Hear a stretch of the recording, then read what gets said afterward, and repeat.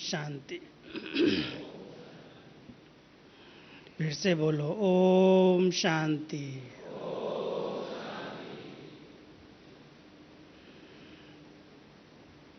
हम सब बाबा के बहुत बहुत लाडले,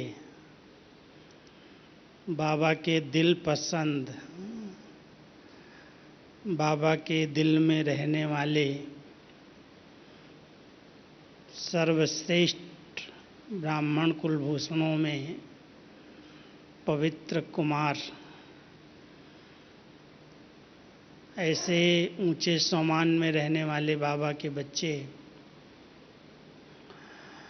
अपनी इस अलौकिक जीवन में परमात्मा शिक्षाओं से अपने को श्रृंगार करते रहें, वही उनकी सुरक्षा है। तो आप सबके बहुत जिज्ञासा युक्त प्रश्नों को पढ़ करके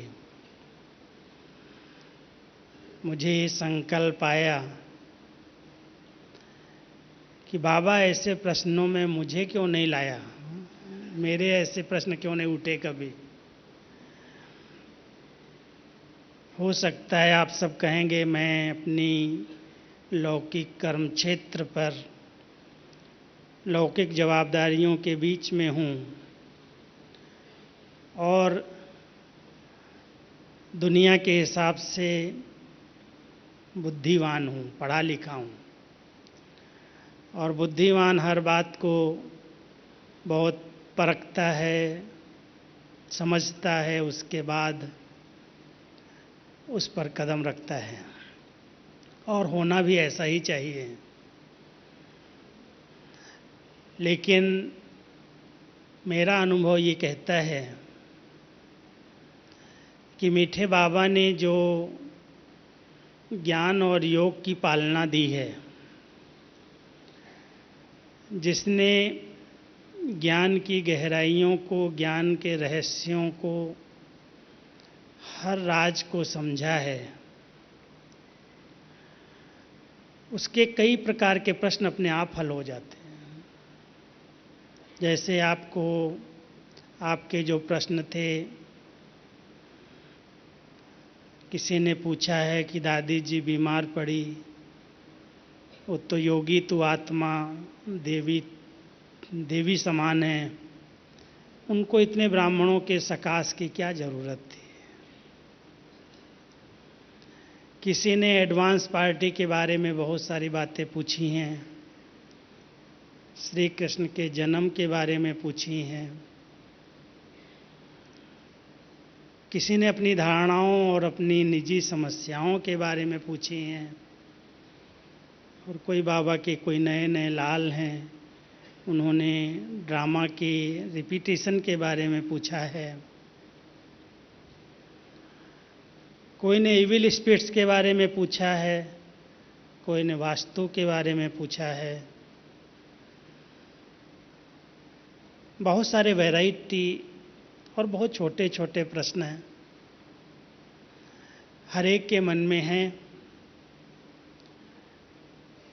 जानने के लिए प्रश्न करना आवश्यक होता है। मैं समझता हूँ कोई इन प्रश्नों में उलझता तो नहीं होगा। कुछ एक बातें हैं जो बाबा ने भी अभी तक हमारे आगे स्पष्ट नहीं की हैं और हम अपना चिंतन कभी भी बाबा की बताई हुई बातों के अलावा प्रस्तुत नहीं करते। जैसे बाबा ने अभी तक श्री कृष्ण के जन्म के बारे में, रहस्य के बारे में कोई ने इतना रमणीक प्रश्न किया है कि इतने सब आत्माएं अगर एक साथ उतरेंगी तो उनको जन्म कौन देगा। प्रश्न होगा 9 लाख अगर उतरेंगे तो उनके 18 लाख तो माँ बाप ही चाहिए, तो क्या इतने सब बचेंगे? तो जरूर जब अंत समय आएगा तो ऐसा थोड़ी है महाप्रलय हो जाएगी। बाबा कई बार कहते हैं जब बहुत भयानक विनाश होगा तो कोई कोई दीपक 1-1 किलोमीटर 2-2 किलोमीटर के दूर जलते हुए दिखाई देंगे बहुत सारी आत्माएं जो एडवांस पार्टी में इतनी फास्ट गति से गई हुई हैं, वो सतयुगी देवताओं को उसकी रचना को संपन्न करने में सहयोग देंगी। ये सभी आत्माएं कोई वापस एक साथ बाबा के साथ नहीं जाएंगी। अगर साथ चली जाएंगी तो सतयुग की शुरुआत कैसे होगी? ये सब समझने की और अंदर से क्वेश्चन न करना, क्वेश्चन पर क्वेश्चन नहीं उठाओ, लेकिन जो होगा हम भी देखेंगे, आप भी देखेंगे, क्योंकि बाबा ने कोई स्पष्ट बात तो मुरलियों में बताई नहीं है कि ऐसा होगा, ऐसा होगा, ऐसा होगा। विचार ही किया जा सकता है कि ऐसा होगा। तो इसलिए ऐसे ऐसे प्रश्नों में उलझना नहीं। बाबा को बताना होगा तो बता देगा। अभी बाबा गया थोड़ी है, हमारे बीच में ही है। अव्यक्त रूप में हम बच्चों की इतनी पालना इतने वर्षों से कर रहा है, और कई रहस्य अंत समय में अपने आप स्पष्ट होते हैं। जब अंतिम समय आएगा तो स्पष्ट हो जाएंगे। इसलिए इन ज़्यादा प्रश्नों में उलझने की ज़रूरत नहीं है।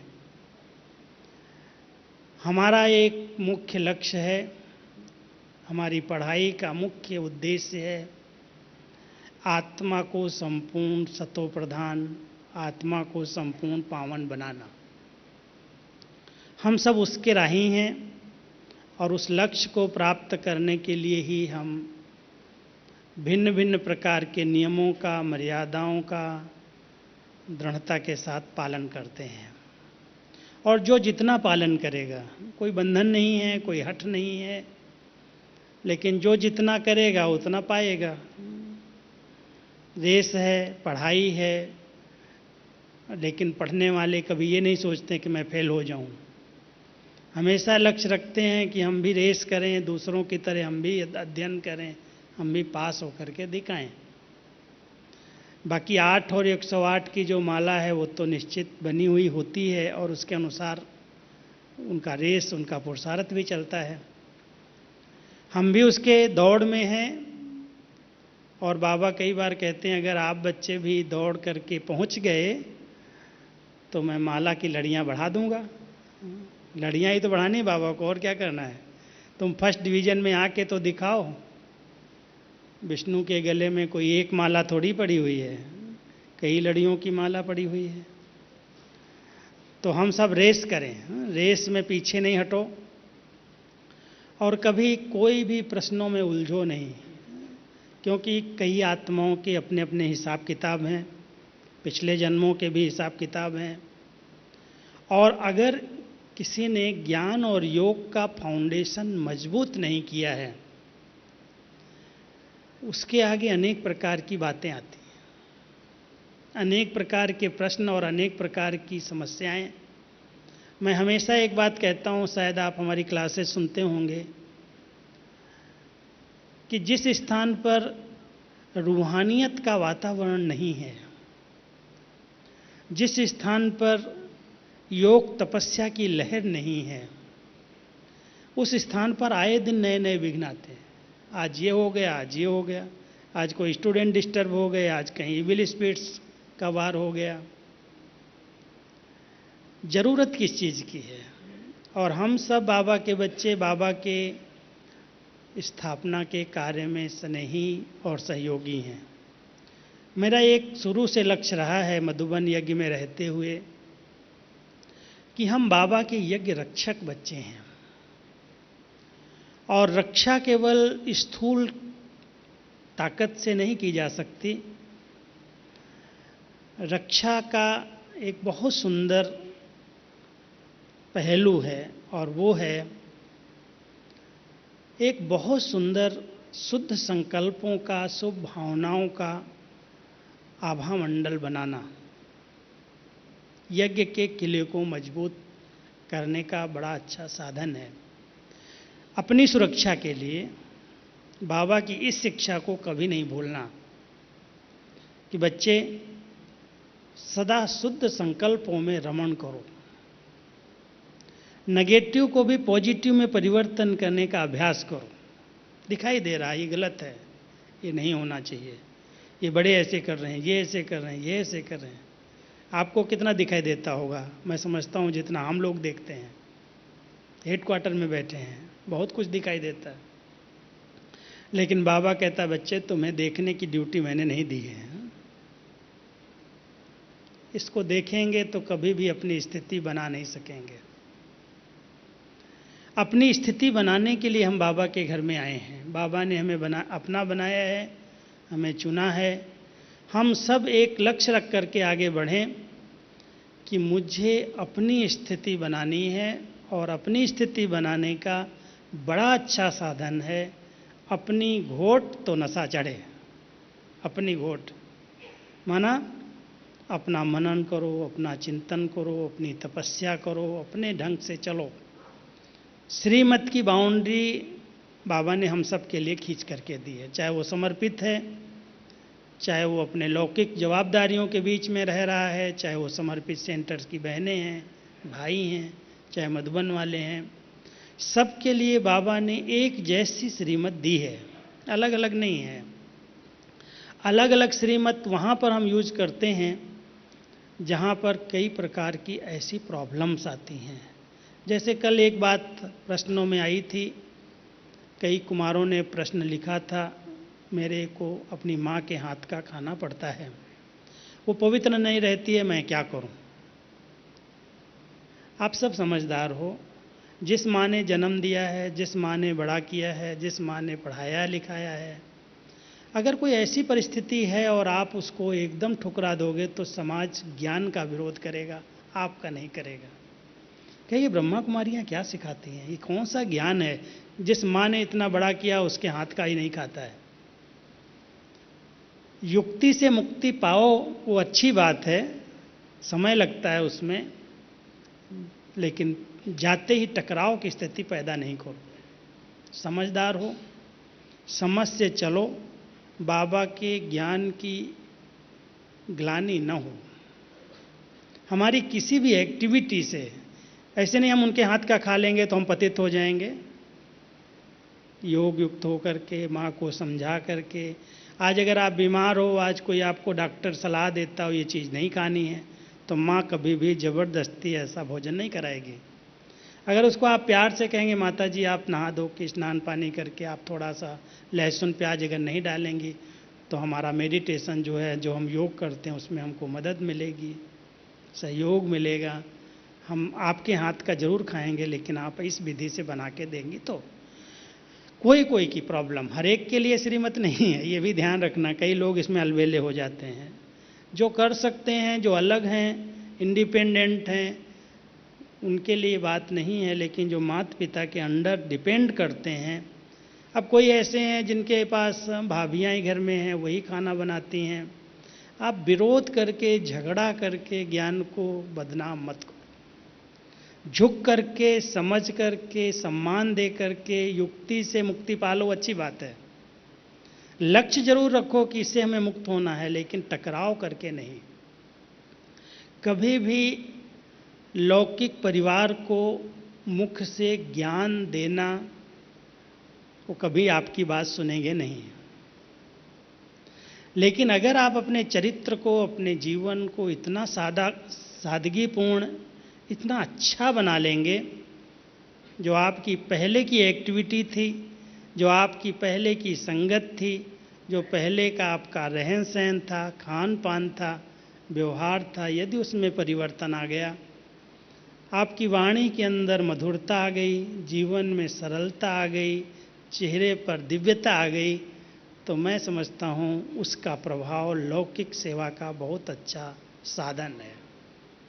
कुछ कहने की ज़रूरत नहीं है, आप अपनी मधुर वाणी का प्रयोग करो, शुभ भावनाओं का प्रयोग करो, आपके सब सहयोगी बनेंगे, सब मददगार बनेंगे। आप जैसा कहोगे वैसा वो करने लगेंगे। लेकिन पहले हमें बदलना होगा। हम अपने को बदलने की बजाय, अपनी पवित्र जीवन बनाने की बजाय, अपनी ऊंची धारणाओं में चलने की बजाय टकराव की स्थिति पैदा करेंगे, तो घर, मोहल्ला और सब विरोध करना शुरू कर देंगे। इसलिए बहुत युक्ति से चलो, बहुत स्नेह से संबंध बना करके अपने आप को सेफ भी रखो और अपने रिकॉर्ड को अच्छे से अच्छा बनाओ। इसलिए प्रश्नों की उलझन में अगर जाएंगे तो बहुत सारे प्रश्न ऐसे छोटे छोटे, बहुत पाई पैसे के प्रश्न हम कहते हैं, उठ रहे हैं, पूछ रहे हो, ये हो रहा है, ऐसा होता है। अब कोई ने महिमा की, हम कहते चलो ये बाबा की महिमा हो गई। अब उसके लिए प्रश्न कर दिया, अगर कोई मेरी निंदा करे तो मैं क्या करूं? ये प्रश्न आज अभी अभी शायद आप लोगों ने पूछा शारदा बहन से। और बाबा की निंदा कैसी कितनी लोगों ने की है। और बाबा हमेशा कहता है, निंदा हमारी जो करे मित्र हमारा सोई। अगर निंदक नहीं होगा तो अपने को पहचानना ही मुश्किल हो जाएगा। याद होगा आपको, एक बार जो पुराने कुमार हैं उनको पता होगा, हमारे जगदीश भाई ने बड़ा रमणीक लेख लिखा था, भगवान तुम मुझे मेरे मित्रों से बचाओ, मैं दुश्मनों से निपट लूंगा।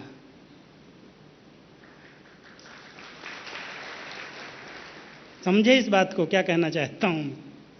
मित्र जो हैं, जो दोस्त मंडली बन जाती है, कभी कभी नेगेटिव बातों की चर्चा के लिए हम अपने मित्र बना लेते हैं। कोई छोटी सी बात देखी, एक व्यक्ति नेगेटिव है, दूसरा उसके साथ मिल गया, दूसरे को और तीसरे को मिला लिया, 4 को मिला लिया, और उस वातावरण में और नेगेटिविटी फैलने लगती है। एक के बाद दूसरा, दूसरे के बाद तीसरा, तीसरे के बाद चौथा, और उसके कारण सब निंदक बनने लगते हैं, सब प्रकार से विघ्नाने लगते हैं। इसलिए कुमार जीवन में एक बात का बहुत ध्यान रखना, कभी भी किसी के संग के रंग में नहीं आना। अगर कोई ऐसी कोई भी बात व्यर्थ कर रहा हो, नेगेटिव कर रहा हो, बड़ों के विपरीत कर रहा हो, मुरली के अंदर कोई अपनी नुक्स और प्रश्न उठा रहा हो, प्लीज़ ध्यान रखो, ये संग ठीक नहीं है। संग तारे कुसंग डुबोए। सदा ये स्मृति में रखना कि हमें ऐसी संगत नहीं करनी है जो कोई भी प्रकार से ज्ञान योग के सिवाय चर्चा करता है। तो अगर किसी भी प्रकार की बातें आपको सुनाता, ऐसा हुआ, आपने पता है आपको इतनी बड़ी बात हो गई, अरे उस बहन ने ऐसा कर लिया, उसने ऐसा किया, उसने ऐसा किया, और आपने हाँ में हाँ मिला दी, टेका दे दिया, और वो बात धीरे धीरे एक के बाद दूसरे के कान तक गई, दूसरे से तीसरे तक गई। कई बार ऐसे होता है कि बात इतनी छोटी सी होती है, लेकिन वो विस्तार होते होते एक बहुत बड़ा पहाड़ बन जाती है। और कहते हैं अगर उस पहाड़ की छानबीन की जाए तो खोदा पहाड़ निकली चुहिया, वो भी मरी हुई। बात कुछ भी नहीं होती, लेकिन वो बात को एक से दूसरे, दूसरे से तीसरे, तीसरे से चौथे तक आप पहुंचाएंगे तो आप थोड़ी लगा देंगे मिर्च मसाला, उसने दूसरे तक पहुंचाया तो उसने और थोड़ा लगा दिया, ऐसा हुआ होगा, ऐसा हुआ होगा। इसलिए प्लीज़ ध्यान रखो, हम अलौकिक लोग हैं, अल्लाह लोग हैं। अभी हमें कोई भी व्यर्थ और व्यक्त बातें न सुननी है, न देखनी है, न बोलनी है। सिर्फ इस पर आप लगाम लगा लो, सब अच्छा होने वाला है। बाबा बैठा है, बाबा की रचना है, बाबा की स्थापना का कार्य है। हमारी सफलता तो निश्चित है, विजय निश्चित है, हुई पड़ी है। इसलिए कभी भी संकल्पों में भी हिलना डुलना नहीं। अब क्या होगा, अब कैसे होगा? अगर पहाड़ जितनी बात भी आती है ना, तो भी बाबा मुस्कुराता है, बच्चे कुछ नहीं हो, भगवान बैठा है ना, उसका यज्ञ है, उसके बच्चे हैं, उसका सब स्थापना का कार्य है, हम क्यों हिलें? तो इस बात को थोड़ा सा अंडरलाइन कर लो कि अगर हमको कोई बात सुना के चला जाता है तो मुझे दूसरे तक नहीं पहुंचानी है। मुझे कई बार लोग प्रश्न करते हैं, एक प्रश्न पूछते हैं कि आप लोग, आप पर्सनल मेरे से कहते हैं, आप दादियों के इतना नज़दीक कैसे आ गए? जबकि आप जितनी, किसी की जितनी पढ़ाई है उतनी मेरी पढ़ाई नहीं है, कोई ऐसी योग्यता नहीं है, कोई मैंने कॉलेज यूनिवर्सिटी नहीं देखी है, और सारे विश्व को पढ़ाने की सेवा बाबा ने मुझे दे दी है। मुरली ही दे दिया हाथ में। दादियाँ जो सारे विश्व का रेख देख संचालन कर रहे हैं, उनके पत्र व्यवहार का उत्तर देना मेरे को दे दिया। किस विधि से हम किस आधार से आ गए? कोई होगा शायद पिछले जन्मों का पुण्य ऐसा। सिर्फ एक ध्यान रखता हूँ, चाहे कितनी भी सीक्रेट यज्ञ की बातें मुझे पता हों, लेकिन मेरे द्वारा तीसरे तक नहीं जानी चाहिए, विस्तार न होना चाहिए। कोई भी व्यर्थ चर्चा मेरे द्वारा मुख से न निकले, क्योंकि मैं बाबा का इतना राइट इंस्ट्रूमेंट बनूं। मैं सुधारने के लिए आया हूं, बिगाड़ने के लिए नहीं। मान लो आज आप मेरे को अपनी बात, अपने घर की बात, अपने दिल की बात कोई सुना के जाएं, मेरा ये फर्ज नहीं कहता है कि मैं आपके दूसरे सेकंड को, टीचर को, आपके दूसरे साथी को उस बात का वर्णन करके बताऊं। आपने मुझ में फेथ रखा है। कल एक प्रश्न आपने दिया था, अगर मैं किसी पर फेथ रख के अपनी बात सुनाता हूँ, वो दूसरे तक फैल जाती है, बहुत खबरदार रहना, बहुत समझ के चलना। क्योंकि कई बार हमारी एक छोटी सी बात आपने लिख दिया, आज बहन जी मुझे स्वप्न गलत आ गया, और बहन जी ने उसको भारी रूप दे दिया, या उसने तो चलो समा भी लिया, दूसरी बहन को पता चल गया, वो आपको उसी दृष्टिकोण से देखने लगेगी कि इसकी वृत्ति खराब है, इसकी दृष्टि खराब है, इसको ऐसा होता है, इसको ऐसा होता है। इसलिए हर बात हर एक को नहीं सुनाई जाती है, सब जगह नहीं फैलाई जाती है। वैसे भी कहते हैं किचड़े को किचड़े बॉक्स में डाला जाता है, सब जगह थोड़ी फैलाते हो, तो कीटाणु फैल जाएंगे, जर्म्स फैल जाएंगे, बीमारियां फैल जाएंगी। इसलिए बहुत समझदार बनो। कोई भी कमी है, कोई भी संस्कार स्वभाव है, वो जमाना नहीं रहा जब बाबा बैठा था साकार में, सुना दिया बच्चे भूल जा, शक्ति दे दिया भूल जा।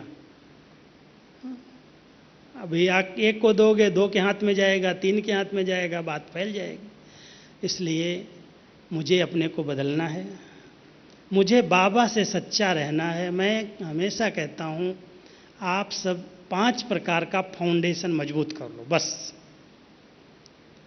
अपना फाउंडेशन मजबूत है, बिल्डिंग ऊंची बनेगी। फाउंडेशन कमजोर है, बिल्डिंग धराशायी हो जाएगी।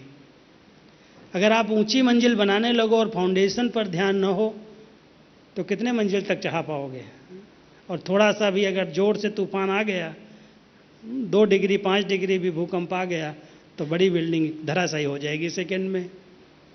इसलिए कोई भी बिल्डिंग बनाने वाला ही जानता है, इसकी फाउंडेशन जितनी मजबूत और गहरी होगी, उतनी इस पर बिल्डिंग स्थायी ठहर सकती है। हमारी ऊंची स्थिति की बिल्डिंग हम बनाने आए हैं। स्थिति हमारी प्रॉपर्टी है, संगम युग पर और कुछ काम आने वाला नहीं है। अंत समय में न पैसा काम आएगा, न पोस्ट पोजीशन काम आएगी, न साथी और मित्र मंडली काम आएगी। क्या काम आएगा? केवल अपनी स्थिति।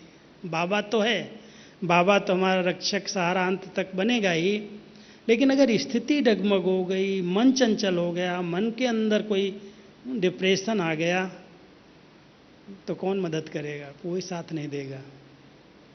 इसलिए मुझे अपनी स्थिति का बहुत ख्याल रखना है कि कुछ भी हो, मुझे अपनी स्थिति नहीं बिगाड़नी। बहन मेरा मूड खराब कर दे, मुझे सेवा नहीं दे, मुझे निकाल दे, मुझसे बात नहीं करे, भले नहीं करे, उसकी परवाह नहीं है, लेकिन मैं अपनी स्थिति खराब करके, अपना मूड खराब करके मैं ज्ञान और योग से अपने को वंचित न करूं। पहला फाउंडेशन है, जितना हो सके ज्ञान और योग से मनन करो, चिंतन करो, लेखन करो, अपनी इस युवा एनर्जी को यूज करो। खूब अच्छी अच्छी सकारात्मक कला के द्वारा, जिसके अंदर लिखने की कला है, भाषण करने की कला है, कोई भी प्रकार की कला है, उस कला को आप अच्छी तरह से मन बुद्धि लगा करके यूज करो। और साथ साथ बाबा की पढ़ाई का गहराई से अध्ययन करो। अगर ज्ञान स्वरूप में आ गया तो उसकी सबसे पहली निशानी यही है, बंधन खत्म होते जाएंगे। ज्ञानी तु आत्मा किसी भी बंधन में बंधती नहीं है। और ये समय ऐसा चल रहा है, ध्यान देना, ये हमारे पिछले बंधनों को काटने का समय, निर्बंधन बन करके, पावन बन करके वापस जाने का समय है। और इस समय में अगर मैंने कहीं पर भी प्रभावित होकर के, कोई ने प्रशंसा की उस पर प्रभावित हो गए, कोई ने ग्लानि की उसकी निंदा करना शुरू कर दी। कोई भी हिसाब किताब नहीं बनाना। दोनों प्रकार से हिसाब किताब बनता है। किसी की अगर आप नफरत कर लो, बैर करने लगो, बात नहीं करो तो भी हिसाब किताब बन रहा है, क्योंकि योग में बैठोगे तो याद आएगा। कहते हैं जो बहुत नज़दीक होता है उसकी याद दिल में रहती है, और जो दूर होता है, दुश्मन होता है, उसके दिमाग में रहती है। याद तो रहती ही है। इसलिए ध्यान रखो, ना काहू से दोस्ती ना काहू से वैर। इतनी गहरी दोस्ती किसी से ना हो जाए जो उसके बिना मैं रह नहीं सकूं, उसको सुनाए बिना नहीं रह सकूं। वो भी एक हिसाब किताब बन जाता है। प्रभावित हो गई आत्मा, और एकदम किसी से नफरत हो गई, घृणा हो गई, बात नहीं कर रहे हैं, देख नहीं रहे हैं, सामने आ जाए तो भी हिसाब किताब बन रहा है, क्योंकि उसका चिंतन चल रहा है। तो ध्यान देना, अभी अंतिम समय में मेरा कोई से हिसाब किताब ना बने। ज्ञानी तू आत्मा वही है जो नया हिसाब किताब क्रिएट न करे और पुराने को ज्ञान और योग की शक्ति से, बाबा की मदद से चुकतू करता जाए। चुकतू करने का समय है। हो गया, चलो कोई बात आ गई, ये पेपर आ गया, डरो नहीं, घबराओ नहीं, धैर्यता से बाबा को सुना करके, बाबा के कमरे में जाके शक्ति ले करके, जितना आप लाइट रहेंगे ना उतना वो पेपर का हल आपको दिखाई देगा। एक भाई ने लिखा है कि बाबा की टचिंग आ रही है, कैसे पता चलेगा? अगर आपका मन भारी भारी है, मन के अंदर बहुत सारी उलझने हैं, बाबा कितना भी टच करे आप कैच ही नहीं कर सकते। इसलिए कोई भी बात है, बहुत जल्दी अधैर्य नहीं होना, बहुत जल्दी उतावले नहीं हो जाओ। सब ठीक होने वाला है, सब ठीक हो जाएगा। ये पेपर आया है, पार हो जाएगा। कोई नई बात नहीं आई, कलप कलप मैंने पार की है। ये है ज्ञान, ये है समझ। थोड़ा सा धैर्यता से बाबा के पास जाके योग में बैठ करके बाबा से रूह रियान करके, कुछ नहीं संकल्प करो। क्या करो? बाबा की दृष्टि को सिर्फ देखो, देखते रहो। गीत है ना, मैं बाबा तुझे देखता रहूं। देखते रहो, देखते रहो, और कोई संकल्प आने नहीं दो। सुनाओ भी नहीं दिल बात, वो दिल की बात तो जानता है ना, सुनाओगे क्या? और ये मुख की बात तो सुनता ही नहीं है। जब दिल की बात जानता तो उसका वर्णन भी क्या करूं मैं बाबा के आगे। बैठ गए, बाबा को देख रहे हैं, बाबा शक्ति दे रहा है, सकाश दे रहा है। आप 5 मिनट भी बैठ गए उस स्थिति में, आप हल मिल जाएगा आपको उसको उत्तर दिखाई देगा कि बाबा ऐसा मुझे कह रहा है। बाबा के आगे एकदम बहुत दिल से, शांति से, धैर्यता से बैठ करके दृष्टि लो, सकाश लो, अनुभव करो कि बाबा वतन से इस तन में आ गया है और मुझे दृष्टि दे रहा है, मुझे शक्ति दे रहा है। अगर इस अनुभव को आप बढ़ा लेंगे ना तो आप कई प्रकार से मुक्त हो जाएंगे, कई बंधनों से, कई बातों से छूट जाएंगे। मैं तो ये विधि अपनाता हूँ। कई बातें आती हैं हमारे सामने भी, सबके सामने। बैठ जाओ जाके बाबा के आगे, बाबा अपने आप उत्तर दे देता है, सब उत्तर मिल जाता है। अभी तो ऐसे ऐसे उत्तर मिल जाते हैं जैसे बाबा यज्ञ को चला रहा है। बड़े डायरेक्शन देते नहीं हैं, लेकिन जब बैठते हैं जाकर के निट संकल्प हो करके ऐसे बैठ गए, बाबा को देख रहे हैं, अपने आप ऐसा था, ये करना है, ये करना है, ऐसा करना है, जैसे सब डायरेक्शन बाबा से मिल रहे हैं। तो बाबा अपना यज्ञ चला रहा है, अपने बच्चों को चला रहा है, अपनी पालना कर रहा है, सब कार्य कर रहा है, लेकिन दिखाई नहीं देता। इतना बड़ा यज्ञ चल रहा है। कोई दादियाँ बड़ी नहीं रही, बड़े भाई सब देख रहे हो आप, लेकिन बाबा अपना कितना बृहद का कार्य करा रहा। कैसे करा रहा है? जानकी दादी कहती है, प्रभु लीला चल रही है, करण करावनहार प्रभु की लीला चल रही है। अब उस लीला में हम भी शामिल हो जाएं, हम भी अपना भाग्य बना लें। तो सबसे पहला ध्यान रखना कि ज्ञान योग को अच्छी तरह से कूट कूट के मजबूत करो, और कुछ नहीं करो। अगर 24 घंटे में 1 घंटा इस स्थिति में बैठ जाओ, मैं हिलूंगा डुलूंगा नहीं, बैठ गया ऐसे, कुछ नहीं सोचो, एकदम निट संकल्प हो करके बाबा के कमरे में एकांत में बैठ करके बाबा के साथ मिलन मनाओ, शक्ति लो। ऐसा योग करो जो ऐसे लगे हमारे विक्रम दग्ध हो गए। संस्कार चेंज हो जाएंगे, स्वप्न शुद्ध हो जाएंगे। संस्कार चेंज हुए उसकी निशानी तो यही होगी ना, हमारे स्वप्न अच्छे हो जाएंगे, हमारे विचार परिवर्तन हो जाएंगे। जो कल हमारे अंदर उत्तेजनाएं थीं, आवेग था, आवेश था, वो सब समाप्त हो जाएगा। शांत हो गई आत्मा, इंद्रियां शीतल हो गई, उत्तेजनाएं समाप्त हो गई। लेकिन वैसा योग है? करते हो? तेरे मेरे में अब जाने का समय नहीं है। मैं तो बहुत ध्यान रखता हूँ, ऐसा हो गया वैसा हो गया, मेरे कोई सुनाए भी ना, मैं कहता मेरे काम का ही नहीं भाई, राम राम, मैं नहीं देखता इस बात को। क्यों किसी के चक्कर में जाते हो? ऐसी तपस्या करो जो सब समस्याएं खत्म हो जाए।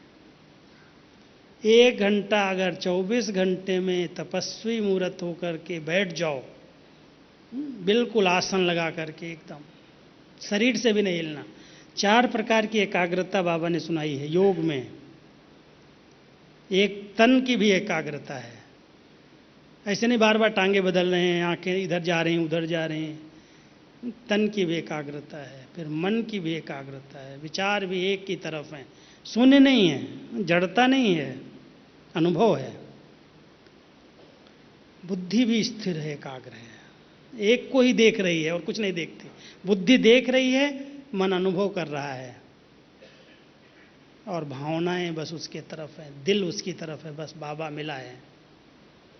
तो मन, बुद्धि, भावनाएं, तन, अगर ये चारों प्रकार की एकाग्रता के साथ आप तपस्या करो, आपका फाउंडेशन इतना मजबूत हो जाएगा, जो आपने कई प्रकार के प्रश्न लिखे हैं वो सब समाप्त हो जाएंगे। देह अभिमान प्रश्नों की जड़ है, सब विकारों की जड़ देह अभिमान है। और अगर हम देह अभिमानी स्थिति को बढ़ा लें तो देह अभिमान जनित जितनी भी समस्याएं वो सब हल हो जाएंगी।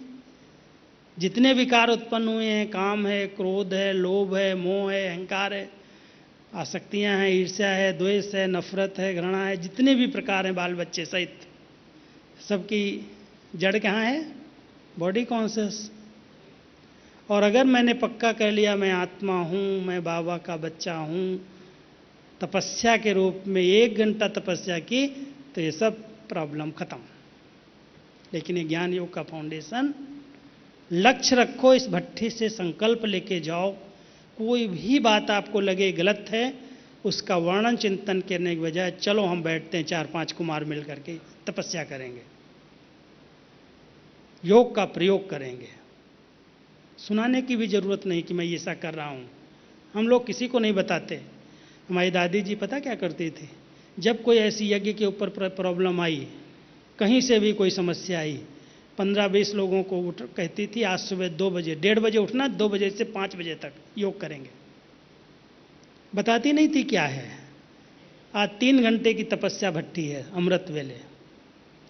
1:30 बजे उठा देती थी सबको और खुद आके आगे बैठ जाती थी, कमेंट्री थोड़ा दिया, बैठ गई सामने और हम लोगों को बोला बस 3 घंटा योग करके जाओ, बहुत पावरफुल योग करो।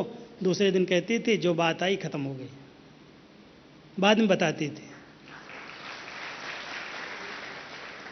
किसी के आगे वर्णन चिंतन करके आज जो यज्ञ इतना बढ़ा है, आज जो इतना विस्तार हुआ है, ऐसे नहीं हुआ है। कितने तूफान, कितने सरकार के, व्यक्तियों के, प्रकृति के, हर प्रकार के विघ्न आए होंगे, लेकिन आज हम देख रहे हैं दिन दूनी रात चौगुनी जो वृद्धि हुई है हमारी दादियों की, वो तपस्या से हुई है। बहुत तपस्या। कोई विघ्न आया, एक बार की बात बताता हूँ, प्रैक्टिकल का उदाहरण देता हूँ। हमारे पास एक प्रेसिडेंट, उपराष्ट्रपति थे उस समय, वेंकटरामन जी, सुना होगा नाम। उनका प्रोग्राम बनाया गया कि एक कॉन्फ्रेंस है, एक प्रोग्राम में वो आए मधुबन। अब आए कैसे? नीचे से ऊपर तक सारे सरकारी अधिकारी विरोध करें, कलेक्टर से लेकर के सब एंटी, राजस्थान वाले उसको छुट्टी नहीं दें। बहुत मुश्किल, और उसकी दिल भी थी और हमारा निमंत्रण भी था। दादी जानकी ने कमरा बंद कर लिया। बहुत समय की बात है, दादी थी, बड़ी दादी, पूरी रात तपस्या की और ऐसा वायुमंडल बनाया। जब उसने प्रोग्राम बना लिया कि मुझे माउंट आबू जाना ही है, यहाँ पर हेलीकॉप्टर पोलो ग्राउंड में माउंट आबू में उतरा। उस समय शांतिवन नहीं था। माउंट आबू में पोलो ग्राउंड में हेलीकॉप्टर उतरा, तो जितने अधिकारी थे उन्होंने सब ने सर्किट हाउस में उसके नहाने का, फ्रेश होने का, रेस्ट करने का, दिलवाड़ा घुमाने का बहुत सारा प्रोग्राम बना के रखा था। वो हेलीकॉप्टर से उतरते ही बोलता है कि मैं केवल ब्रह्मा कुमारीज के प्रोग्राम के लिए आया हूँ, मुझे कहीं नहीं जाना है। सीधा ही गाड़ी में बैठा, पांडव भवन आया। उस समय ओम शांति भवन भी नहीं था। पांडव भवन में आया, प्रोग्राम किया, 3-4 घंटे रहा। ऐसे फैमिली टाइप मिला सबसे, कोई सिक्योरिटी नहीं, कोई बंधन नहीं, उपराष्ट्रपति। और 3-4 घंटे रह करके मिल करके और सीधा ही वो जितने प्रोग्राम उनके प्रोटोकॉल के बने थे सब कैंसिल कर दिए, कहीं नहीं जाना। सीधा ही हेलीकॉप्टर पर बैठा वापस चला गया। बाबा आए 3-4 दिन के बाद। बाबा ने बताया, बच्ची पता है तुमको क्या हुआ था?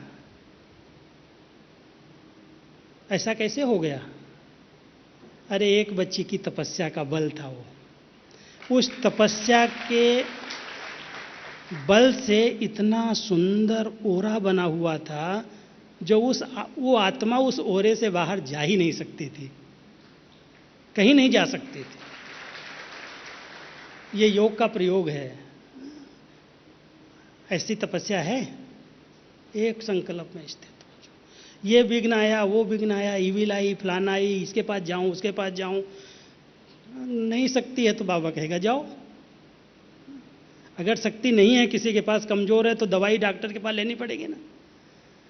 अगर शक्ति है तो योग का प्रयोग करो, मिलके करो, वर्णन चिंतन नहीं करो। लेकिन अगर शक्ति नहीं है तो जरूर ओझा के पास, झाड़ फूक करने वाले तांत्रिक के पास जाना पड़ेगा। नहीं जाओगे तो और परेशान हो जाओगे। अगर शक्ति है योग की, तो योग की शक्ति तो चमत्कार है, कमाल कर सकती है, सब कुछ कर सकती है। लेकिन वैसा योग लग ही नहीं रहा है ना, इसलिए प्रॉब्लम आ रही है। अब ऐसे योग की तपस्या को अगर हम सब बढ़ा दें, और पवित्र कुमार कमाल कर सकते हैं। आप सब समझो हम योगी हैं, तपस्वी हैं। एक बार की बात मैं आपको सुनाता हूँ। दीदी ने मेरे से एक प्रश्न किया, दीदी मनमोहिनी ने, तुम ब्रह्मा कुमार हो? हमने कहा हाँ जी। बहुत प्यार से बोला, बोले बस ब्रह्मा कुमार हो? अरे ब्रह्मा कुमार तो बहुत सारे हैं, जिसने सफ़ेद ड्रेस पहन ली, बैज पहन लिया, वो ब्रह्मा कुमार है। मैं ब्रह्मा कुमार नहीं देखना चाहता, मैं तपस्वी कुमार देखना चाहता। आप समझो हम सब तपस्वी कुमार हैं। जहां पर भी कोई समस्या हो, तपस्या के द्वारा ठीक करनी है। अब वास्तु है, वास्तु की ऐसी बात है, ये तो एक विज्ञान है। अगर गलत दिशाओं में बना हुआ है, कोई ऐसे स्थान पर बाथरूम है, ऐसे स्थान पर गेट हैं जहाँ पर हवा, पानी, कई प्रकार की चीज़ें वास्तु को देख करके बनाई जाती हैं। लेकिन अगर गलत बना है तो वहाँ उस स्थान पर रहने से शरीर स्वस्थ नहीं रहता है, कई प्रकार की प्रॉब्लम आती हैं, क्योंकि ऑक्सीजन ठीक नहीं मिलती, दिशाएं अपनी ओर खींच रही हैं, जिधर आपके पैर हैं वो दिशा हमारी ठीक नहीं है। तो कई बातें वास्तु के हिसाब से विज्ञान है, इसके कारण हमको ध्यान पर रखनी चाहिए। अंधश्रद्धा नहीं है ये कोई हमारी ऐसी बात नहीं है जिसके कारण हम कहें ये तो ज्ञान के विपरीत बात है। विज्ञान भी तो एक ज्ञान है ना। उसको समझ करके अगर कुछ गलत है, बताया जा रहा है कि इस दिशा में हमारा मुंह होना चाहिए, इस दिशा में पैर होना चाहिए, इस दिशा में पानी होना चाहिए, इस दिशा में गटर होना चाहिए, इस दिशा में भंडारा होना चाहिए, तो उसके अनुसार अगर हम बनाते हैं तो निर्विघ्न रहते हैं, कई छोटी छोटी प्रॉब्लम नहीं आती हैं। प्रकृति का एक नियम है, तो नियम में चलने का हम लोगों को हर बात में नियम से चलना ठीक है। बाकी कोई बना हुआ मकान तोड़ करके बनाना, ये करना, वो करना, थोड़ा बहुत परिवर्तन कभी करना पड़ता है तो कर लेना चाहिए। मुझो नहीं, डिस्टर्ब नहीं हो, हम तो योगी लोग हैं, ऐसे लोग हैं, अरे योग लग नहीं रहा है, योग क्या करोगे? योग के लिए तो बहुत शुद्धता, बहुत पवित्रता, बहुत शांति, बहुत अच्छे विचार चाहिए, तब तो योग लगता है। इसलिए कुछ एक बातें स्थूल अपनानी पड़ती हैं, और अगर नहीं तो हम सब मिलकर के ऐसी भट्टी, ऐसी तपस्या करें तो अगर कोई छोटी मोटी प्रॉब्लम आती हैं तो सहज क्रॉस हो जाती हैं। इसलिए किसी भी प्रकार के प्रश्नों में ऐसा हुआ, वैसा हुआ, ये करना, वो करना, वो बहन जी ऐसे कर रही, वो ऐसी कर रही, वो ऐसी कर रही है, अरे करने वाले कर रहे हैं, हम क्यों अपना माथा खराब करें। हमारा तो ये रहता है वो कर रहा है और हम सोच रहे हैं, हम वर्णन कर रहे हैं, करने वाला तो हो सकता है सुधर जाए किसी प्रकार से, और हम उस बात को वर्णन करके फैला करके उसका बोझ अपने ऊपर क्यों लें। इसलिए बहुत ध्यान रखो, कोई कुछ भी कर रहा है, मुझे अपने माइंड को स्थिर रखना है, एकाग्र रखना है, मुझे अपने आप को डिस्टर्ब नहीं करना है, सब बाबा ठीक करेगा। बाबा का ज्ञान और योग अगर फाउंडेशन किसी ने पक्का कर लिया है तो बहुत सारी बातों से स्वतः मुक्त हो जाएगा, सब समस्याएं उसकी प्रॉब्लम्स हल हो जाएंगी। और दूसरा फाउंडेशन है अनुभव। अनुभवी कभी धोखा नहीं खाता। सुनी सुनाई बातें हमने सुना दी, आपने सुन लिया, आपने दूसरों को सुना दिया, दूसरे ने तीसरे को सुना दिया। जो सुनाया गया उसका अनुभव मैंने किया है। जो कुछ बाबा ने कहा है, एक बार बाबा की मुरली चली थी, बच्चे अनुभव करने के लिए जिद करो, जिद, बैठ जाओ, खाना छोड़ दो, तपस्या करो, मुझे अनुभव करके उठना है। अगर मान लो बाबा कहता है बच्चे सूक्ष्म वतन है, अब सूक्ष्म वतन के बारे में आप लोगों ने कई प्रश्न दिए हैं, संदेशियाँ जाती हैं, ट्रांस में जाती हैं, बाबा भी खंडन कर रहा है, काट रहा है, छोड़ो इनमें ज्ञान योग नहीं है। क्योंकि कई बार संदेशियाँ भी अगर यथार्थ कैचिंग पावर नहीं है तो गलत संदेश सुना देती हैं। बहुत कैचिंग पावर चाहिए। एक सूक्ष्म वतन है, लाइट का वतन है, मूवी की भाषा है, हर एक की कैचिंग पावर अपनी अपनी है। इसलिए क्वेश्चन करने की ज़रूरत नहीं है इस बात का, लेकिन समझने की ज़रूरत है। अगर ज्ञान योग की श्रीमत नहीं है, कोई कहे मेरे में मम्मा आ गई, मेरे में बाबा आ गया, मेरा ऐसा पार्ट चल रहा है, कई जगह पर आत्माएं भी मम्मा बाबा बन के अपना पार्ट प्ले कर रही हैं। होती हैं, कोई अच्छी आत्माएं भी होती, सब खराब आत्माएं नहीं होती, लेकिन जन्म जल्दी नहीं मिलता, कोई कारण से शरीर छोड़ देते तो वो आत्माएं दुख नहीं देती, लेकिन बाबा मम्मा भी बन करके कई आत्माओं को भ्रमित कर देती हैं। इसलिए बहुत ध्यान रखना, समझदार वो है जो बाबा में संपूर्ण निश्चय और अनुभव की अथॉरिटी बन जाए। क्या अनुभव करना?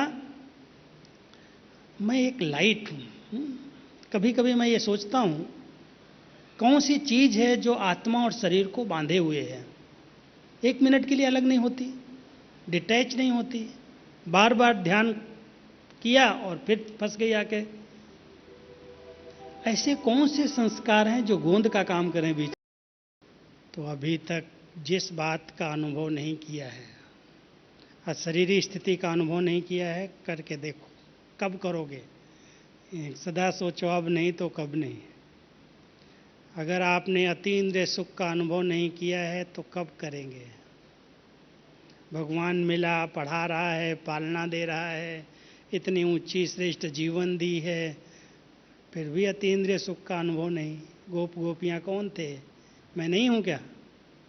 है, किया है किसी ने अतीन्द्रिय सुख का अनुभव? बिल्कुल इंद्रियों का सुख नहीं खींचेगा, एकदम अति इंद्रिय, इंद्रियों से परे वाला सुख, परमानंद की अनुभूति। योगी वो है जो परमानंद की अनुभूति करता है। गोप गोपियाँ तो अतीन्द्रिय सुख का करती, लेकिन परमानंद, प्रभु का मिलन, उसमें आनंद जो है, करके देख लो। अगर नहीं हुआ है तो अब करो। कभी सूक्ष्म वतन का, कभी मूल वतन का, कभी बाबा के साथ सैर करने का, कभी वैकुंठ में जा कर के सतयुगी देवताओं की रास मंडली देखने का। ये अपनी बुद्धि बल से ही कर सकते हो ना। लेकिन अगर बुद्धि इधर उधर की व्यर्थ में लगी हुई है, तेरे मेरे में लगी हुई है, तो कैसे करोगे? समय निकालो इसके लिए, कुछ समय दो, अपने को कुछ समय दो। अपने आप ये सब अनुभव होंगे और इतने अच्छे अनुभव होंगे जो आप अथॉरिटी बन जाएंगे। जो बोलेंगे वो ऐसे लगेगा मैं तो अथॉरिटी से बोल रहा हूँ। निश्चय का बल चाहिए। निश्चय तीसरा फाउंडेशन है।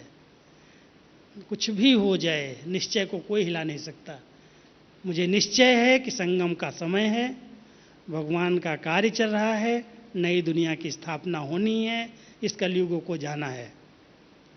इसलिए इस निश्चय बुद्धि से विजय, निश्चय के फाउंडेशन को मजबूत करो। संगम का बहुत कल्याणकारी समय है। मुझ आत्मा का कहीं भी अकल्याण नहीं हो सकता। मैं बाबा का कल्याणकारी बाप का बच्चा हूँ। कल्याणकारी युग है, हर बात में मेरे कल्याण है। अगर अकल्याण की सीन भी आ रही है और मैं मर्यादा की लकीर के अंदर हूँ तो मेरा अकल्याण नहीं हो सकता। निश्चय बुद्धि भी जयंती। अपने आत्मविश्वास को हिलाओ नहीं। छोटी छोटी बातों में दिल शिकस्त नहीं हो। अगर आप गलत नहीं हैं तो आपका कोई कुछ भी नहीं बिगाड़ सकता। निश्चय की विजय है। और चौथा है सत्यता की अथॉरिटी। हेरा फेरी बोल के क्या करना है? जो हूं जैसा हूं तेरा हूं, अंदर एक बाहर दूसरा नहीं हूं। कहूं योगी और हूं ढोंगी, कौन विश्वास करेगा? इसलिए जो हूं जैसा हूं बाबा, मैं आपका सच्चा बच्चा हूं। तो सत्यता की अथॉरिटी बन जाए, उसका अनुभव चाहिए। तो ज्ञान योग का फाउंडेशन, निश्चय का फाउंडेशन, अनुभव का फाउंडेशन, सत्यता का फाउंडेशन, और साथ साथ जरूरी है प्योरिटी का फाउंडेशन। पवित्रता के फाउंडेशन को कोई हिला न पाए। क्यों इतनी सारी परहेज कर रहे हैं? क्यों इतने सारे बंधन हैं? हमारा बंधन तो इसीलिए है कि आत्मा पावन बन जाए, बाकी कुछ बंधन नहीं। अब भाभीियों के हाथ का खाना है भाई, भले खाओ, मैं मना थोड़ी करूँगा।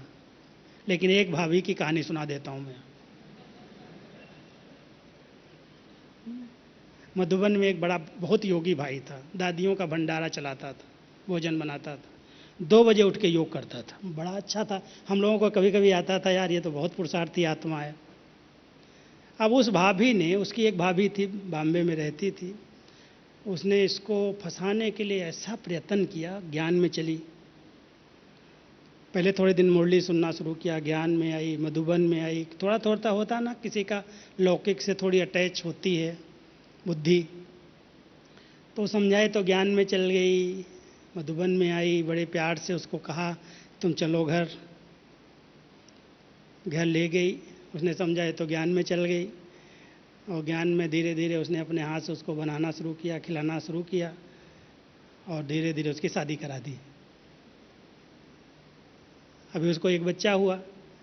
अभी तीनों के तीनों ज्ञान में आ रहे हैं। लेकिन जो इतनी अच्छी जीवन थी, पवित्र जीवन थी, कितना बेचारा दुखी हुआ जा करके। एक भाभी ने उसको बंधन में बांध करके उसको माया जाल में फंसा दिया, और खिला करके, सिर्फ भोजन खिला करके। तो अगर आप पक्के हो सकते हो, बच सकते हो, कोई युक्ति से मुक्ति पा सकते हो तो युक्ति रचो। और अगर लगता ही है भाई इसके बिना बहुत नुकसान हो रहा है, तो बहुत डिसर्विस हो रही है, तो भले झुको, लेकिन योग युक्त होके फिर भोजन करो। बहुत योग में भोग लगा करके, मर्यादा का पालन करते हुए, समझा के, प्यार से खाओ, लेकिन टकराव की स्थिति नहीं पैदा करना, ध्यान रखना। तो एक प्योरिटी का फाउंडेशन बहुत ज़रूरी है। जहाँ पर भी ये हिल गया, वहाँ ये सारे चारों पहिया टूट जाएंगे, न इधर के रहेंगे न उधर के रहेंगे।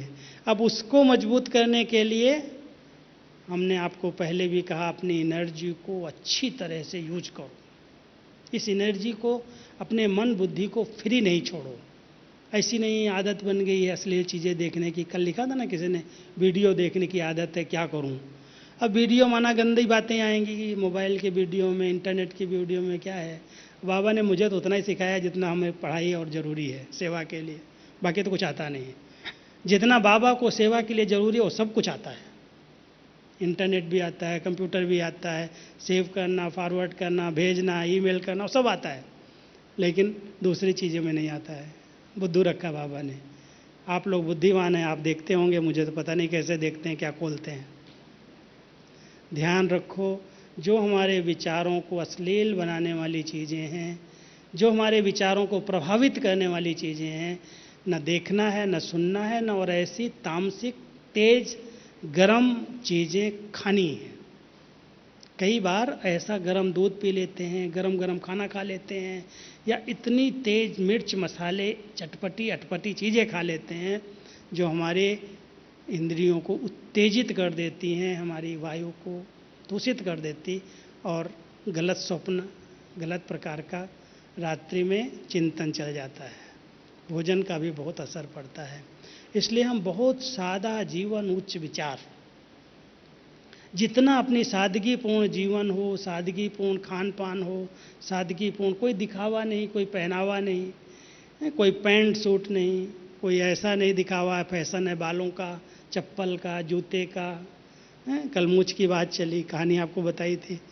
कपड़ों की भी सुनाऊं आपको? कपड़ों की कहानी भी है। हम लोग मधुबन में जब आए ना, तो हम सबको पैंट सूट ही मिलता था, और पैंट सूट ऐसा अच्छा मिलता था। जब मैं पहली पहली बार 71 में आया मधुबन में, तो जाने लगा 1 मास के बाद घर में, तो संतरी दादी ने हमको कहा तुम अपनी अटैची ले आ। मैं, दादी अटैची में मेरे कुछ नहीं है, 1-2 जोड़ी गाँव का कपड़ा है। बोली नहीं नहीं तुम ले आओ इधर। पता नहीं क्यों मंगा रही। उसमें लोहे की अटैची होती थी, ये नहीं होती थी आजकल की जैसे, लोहे की टैंक जैसी थी। तो मैं जब लेके डरते डरते गया, हमने कहा क्यों, पता नहीं क्यों पूछ रही है। तो क्या किया, 8 ड्रेस बहुत अच्छी हांगकांग की आई हुई पैंट और बुशर्ट उसके अंदर सजा के फिर मुझे कहती है तुम ले जाओ। मैं, दीदी दादी ये क्या करूँगा? बोला इसको पहनना, इसको पहन करके अपने गांव में घूमना, अपने पिताजी को दिखाना, तुमको जल्दी छुट्टी मिल जाएगी। तो उस समय मधुबन में जो भी रहते थे, आते थे, सब पैंट सूट ही पहनते थे पहले पहले। कलर ड्रेस थी सारी, कोई वाइट, भाइयों की नहीं थी, बहनों की तो मर्यादित अपनी साड़ी ब्लाउज था। तो एक दिन क्या हुआ, कारपेंट्री डिपार्टमेंट में अपने समर्पित भाई काम कर रहे थे, और ये पैंट और रंगीन ड्रेस पहनी हुई थी। तो कुछ मारवाड़ी माताएं इस यूपी बिहार साइड से आई थी, तो उनके पास खाना बच गया था। तो बचा हुआ खाना वो समझे लोग मजदूर होंगे, कलर ड्रेस वाले, वो दे आई जा करके, ये लोग आप लोग मिलके खा लेना। तो एक दिन तो भाई कुछ नहीं बोले, समर्पित भाई थे। दूसरे दिन फिर वही हाल हुआ, ऐसे ही रोज होने लगा। तो उनको बड़ा गुस्सा आया अंदर अंदर कि हम लोग समर्पित हैं, हम कोई खाने के भूखे हैं क्या? और ये बचा खुचा खाना ये माताएं मेरे को क्यों दे जाती? तो उन्होंने दादी को जाके कंप्लेन किया, बड़ी दादी और दीदी, दादी ये लोग हमको ऐसा बचा खचा खाना माताएं रास्ते का और दे के जाती हैं और कहती खा लेना, ये हमको मजदूर समझती हैं। दादी तुमको मजदूर क्यों समझती हैं? मजदूर और तुम्हारे में कोई अंतर नहीं हो क्या? तो कहती क्या अंतर है, वही ड्रेस वो पहनते, वही ड्रेस ये पहनते। बात दादी को इतना लग गई बात, मेरे समर्पित बच्चों को मजदूर समझती हैं, आज से लेके कोई पैंट सूट नहीं पहनेगा। अब हुई क्लासेज मेरी हम लोगों की। दीदी कहे दादी सफ़ेद ड्रेस में तो बड़े ख़राब करेंगे कपड़े, अभी तो 4 जोड़ी से चल जाता है, फिर 6 जोड़ी देना पड़ेगा। भाई भंडारे में काम करने वाले अगर सफ़ेद ड्रेस पहनेंगे तो गंदे हो जाएंगे ना। कारपेंटरी का काम करने वाले सफ़ेद ड्रेस पहनेंगे तो खराब। दादी कहे जाए 6 नहीं मैं 8 दूंगी इनको, लेकिन एक को भी आज से कलर ड्रेस नहीं पहनने दूंगी।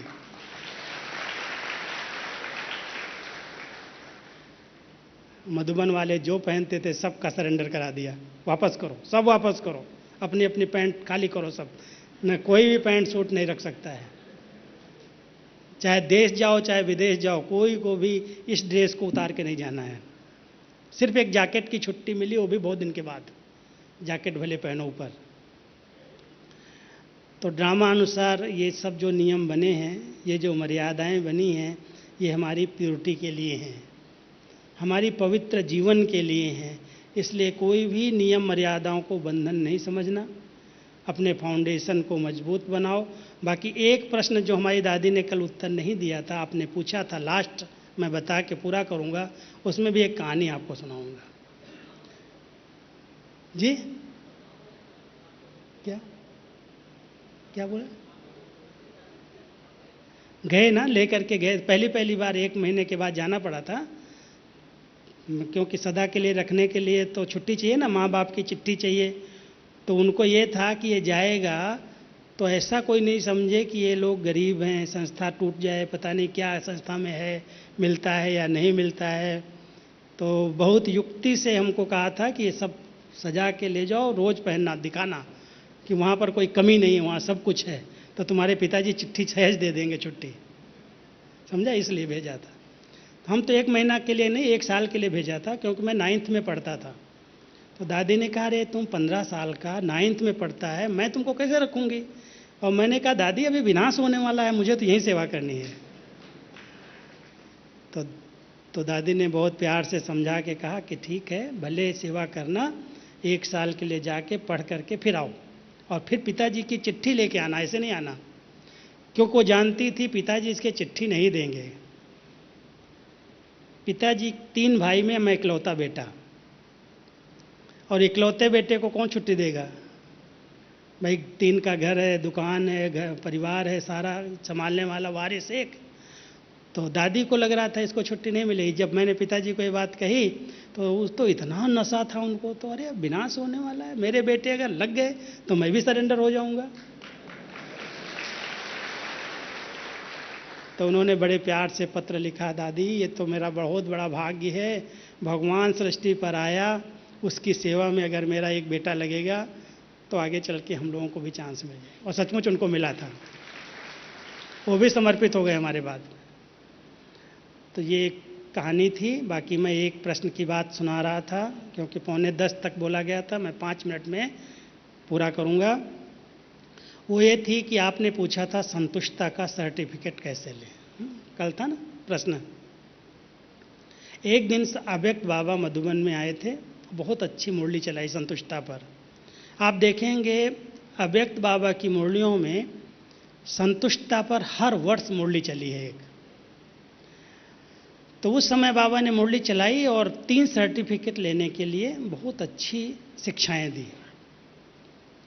पहला सर्टिफिकेट स्वयं स्वयं से लो कि मैं आत्मा संतुष्ट मणि हूं, और उसके लिए संतुष्टता मनमानी वाली नहीं। ऐसे नहीं जिससे पूछा जाए आप संतुष्ट हो, हाँ जी मैं संतुष्ट हूँ, खा रहा हूँ, पी रहा हूँ, मौज कर रहा हूँ, क्या हमको कमी है?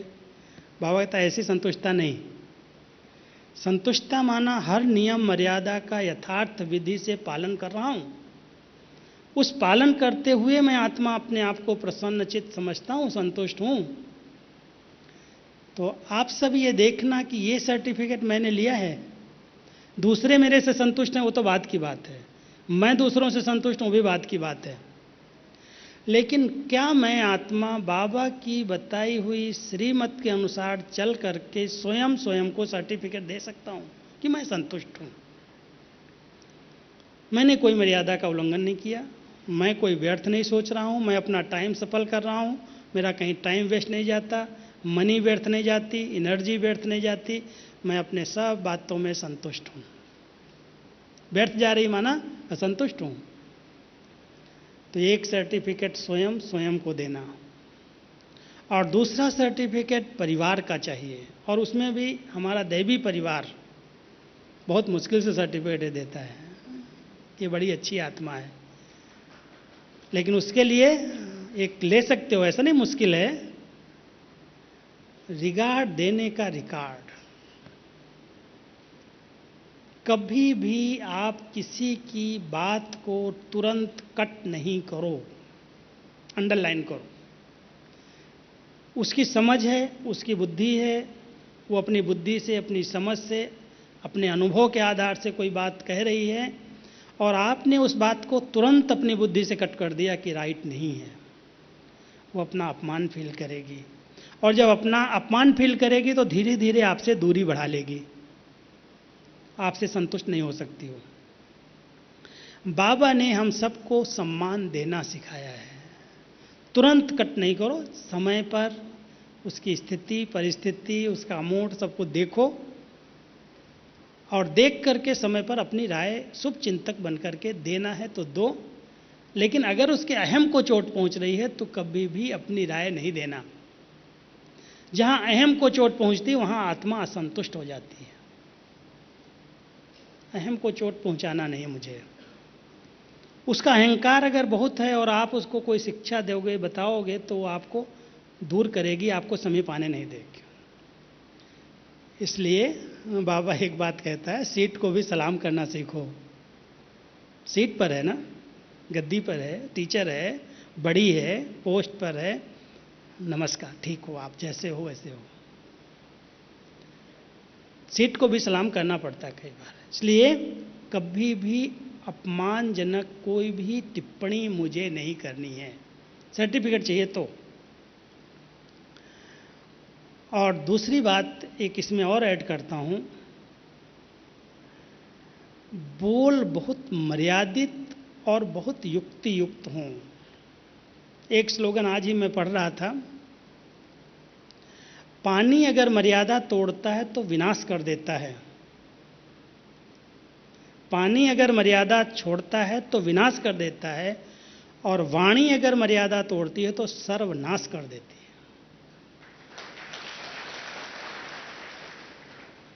ध्यान रखना, वाणी को मर्यादा युक्त रखना है। जितने टकराव, जितनी प्रॉब्लम्स क्रिएट होती हैं, केवल वाणी पर लगाम नहीं है। जो आया बोल दिया, जब आया बोल दिया, जरूरत देखी नहीं, अनुभव किया नहीं किसका क्या असर होगा। अब तीर निकल गया कमान से, अब होगा क्या, नुकसान ही होगा। इसलिए तौल करके बोलो, सोच समझ के बोलो, क्या होगा इसका परिणाम। ऐसे नहीं जो आया बोल दिया। हम तो बहुत ध्यान रखते हैं इस बात का। अगर हम देखते हैं कि अगर मैं ये बोलूँगा तो इसको कुछ लग जाएगा खराब, क्यों बोलूँ, चुप। मैं जानता हूँ ये गलत हो रहा है, फिर भी मैं नहीं बोलूँगा, क्योंकि हमारे संबंध बिगड़ जाएंगे। वो तो मानने वाली नहीं है, समझने वाला नहीं है, मैं अपनी वाणी को क्यों बेकार करूँ।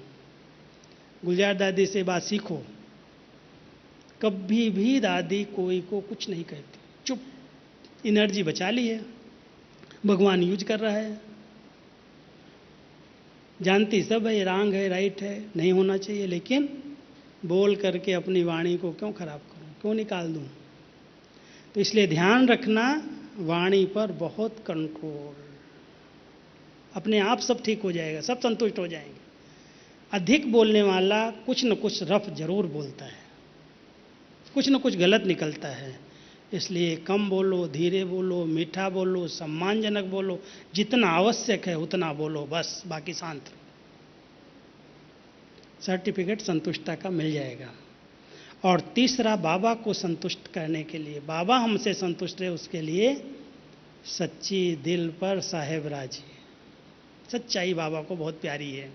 हम सच्चे साफ हैं, बाबा के आगे नहीं कुछ छिपा रहे हैं, बाबा प्रसन्न है, खुश है। तो ये 3 सर्टिफिकेट लेने हैं। तो बाबा ने मुरली चलाई और बाद में दादी को सामने बुलाया, इधर आओ। बाबा तो बड़ा युक्ति से बात करता है। बोला, बच्ची बताओ तुमसे सब संतुष्ट हैं। अब दादी क्या कहेगी। दादी देखती रही बाबा को। दादी ने कहा, बाबा मैं कैसे कहूँ मेरे से सब संतुष्ट हैं। बोला, संतुष्ट मणियों को तो अष्टरत्नों में गिना जाएगा, तो संतुष्टता का सर्टिफिकेट तो होना चाहिए ना। तो दादी मुस्कुराती रही, कुछ नहीं बोली। कहता, बच्ची बाप सर्टिफिकेट देता है 95% तुमसे सब संतुष्ट है, और 5% बाबा माफ कर देगा।